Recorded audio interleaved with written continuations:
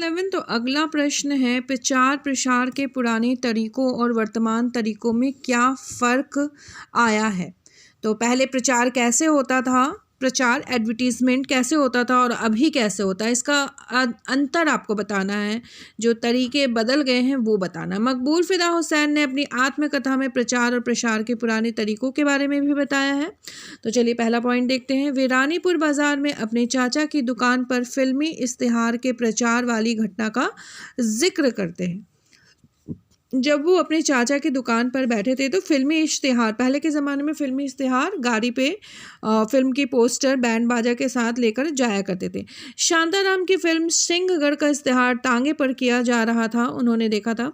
वह ज़माना साइलेंट फिल्मों यानी मूक का था। उस समय शहर में चल रही फिल्म का इश्तिहार टांगे में ब्रास बैंड के साथ शहर के गली कूचों से गुजरता था।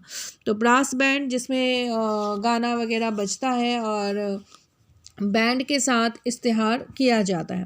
इसके साथ फिल्मी इश्तिहार रंगीन पतंग के कागज़ पर हीरो हीरोइन की तस्वीरों के साथ छापे बांटे जाते थे। वह इस तरह के प्रचार प्रसार का माध्यम बहुत कठिन था और सिमटा हुआ भी था, क्योंकि बहुत दूर लोग नहीं जा पाते थे। आज के समय में प्रचार और प्रसार के तरीके जो है उसमें बहुत बदलाव आ गया है। विज्ञापनों की पहुंच गांव-गांव में हो गई है। इसके माध्यम बने हैं दूरदर्शन, रेडियो और अखबार, और अभी के समय में तो मोबाइल। अब फिल्मों का प्रचार प्रसार पुराने तरीकों से नहीं किया जाता है। तो 5 पॉइंट इसमें अनिवार्य है, इसीलिए मैं आपको सिर्फ 5 पॉइंट लिखने को कहूँगी, उसके बाद वाला आपको करने की आवश्यकता नहीं है। अगला प्रश्न है, कला के प्रति लोगों का नज़रिया पहले कैसा था और अब उसमें क्या बदलाव आ गया। पहले के लोग जो थे वो कला के प्रति नज़रिया रिवायती यानी कि पारंपरिक था। लोग इसे केवल राजा महाराजा और अमीरों की अय्याश दीवारों पर सजाने वाला एक काम मानते थे। मतलब राजा महाराजा है या कोई बहुत अमीर आदमी है तो अपने कोठी महलों में मतलब पेंटिंग्स टांगता था, इसके अलावा और कोई नहीं। आम जीवन से इसका कोई निकट संबंध नहीं था। कला के प्रति, पहला पॉइंट, कला के प्रति लोगों के नज़रिए से व्यापक परिवर्तन हुआ है। लोगों की मानसिकता बदल गई है। कला के प्रति समर्पित है लोगों का समाज में आदर और सम्मान और मान्यता भी बढ़ी है, क्योंकि आज कला को बहुत अधिक मान सम्मान मिलने लगा है। दुनिया के अधिकांश देशों में बच्चों की सृजनात्मक प्रतिभा के लिए कला की पढ़ाई भी यानी कि ड्राइंग की पढ़ाई शुरू कर दी गई है। कला के क्षेत्र में जीविका की बेहतर संभावना भी देखी जा रही है। हजारों लोगों का जीवन यापन भी है इसके माध्यम से, मतलब बहुत अच्छे रेट में पेंटिंग्स बिकती भी हैं। आम आदमी भी अपने घर में प्रसिद्ध कलाकारों की कृतियों की प्रतिकृति लगाता है, मतलब आम आदमी भी अपने घर में पेंटिंग्स लगाता है और महान और प्रसिद्ध कलाकारों की कृतियां तो अकल्पनीय मूल्यों में बिक रही हैं। मतलब आप सोच नहीं सकते इतने पैसों में पेंटिंग्स बिकती हैं। इस प्रकार कला के प्रति लोगों का जो नज़रिया है वो बिल्कुल बदल गया है। It is now a subject, ये आपका एक सब्जेक्ट ही बन गया है।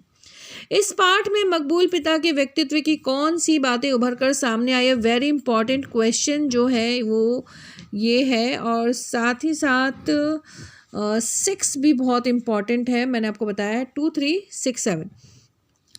इस लेख में मकबूल के पिता के व्यक्तित्व की कई सारी विशेषताएं आई हैं। पहली यह है कि वो बहुत प्यार करने वाले पिता थे। दादा की याद में बुरी तरह खोए हुए मकबूल को सामान्य करने के लिए उसका दाखिला बड़ौदा के बोर्डिंग स्कूल में करवाते हैं। वहाँ लड़कों के साथ रहकर मकबूल का दिल लग गया। जोर जबरदस्ती करने की जगह वातावरण बदल कर उन्होंने अपने बेटे की मानसिकता को बदल दिया। बोर्डिंग स्कूल में डालते ही उनके बेटे की मानसिकता जो है वो बदल गई।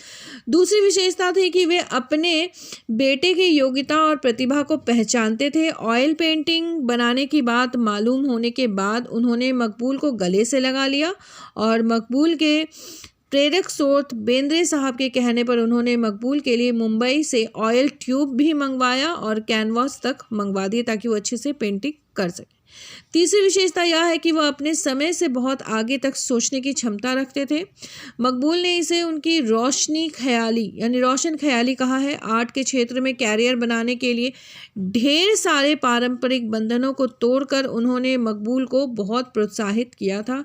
तो ये उनकी खास विशेषता है, जो पिता होकर अपने बेटे के इस पेंटिंग के क्षेत्र में उसका साथ देते हैं और उसको आगे बढ़ने में बहुत अधिक मदद भी करते हैं। तो ये आपके सारे प्रश्न उत्तर हो गए और इम्पॉर्टेंट मैंने बता दिया, फिर से बोल रही हूँ 2, 3, 6, 7 बहुत इंपॉर्टेंट है, इनको ज़रूर से ज़रूर पढ़िएगा, ये आ सकते हैं, ठीक है। और बाकी प्रश्न उत्तर को एक बार समझ लीजिए। ओके क्लास 11, धन्यवाद।